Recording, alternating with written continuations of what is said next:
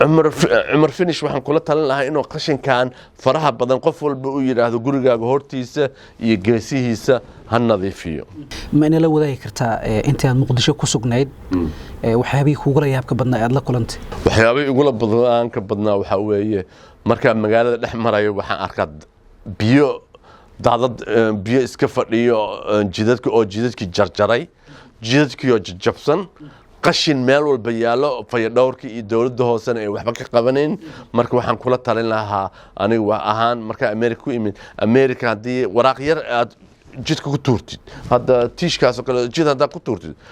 500 qof ugu horeeya ku sheegay oo dhahay ninka waraaq ku tuuray $500 ayaa lagu jaaj gareynay hadda qashin ku tuurtid jidka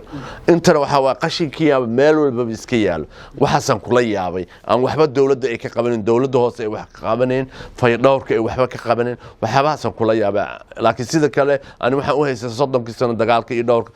dhowrkii sano dagaalka socday in Soomaaliya dhulka la dhigay laakiin waxaaba arkayaa daaro dhaadheer oo ku dheexyaal xaafadaha gudahooda awal markaan ka tagay Soomaaliya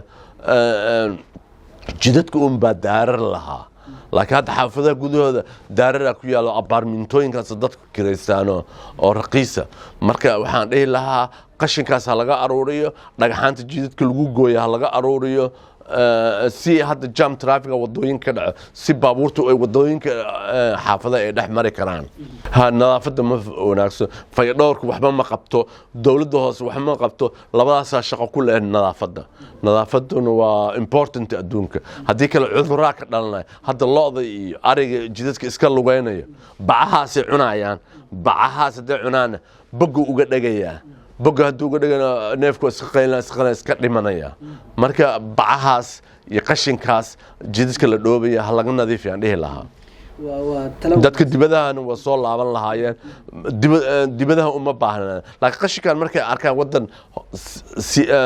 wadan nidaam ka jiran uu ekaanaya عمر فينيش waxaan kula talin lahaa inuu qashinkan faraha badan qof walba uu yiraahdo gurigaaga hortiisa iyo geesihiisa ha nadiifiyo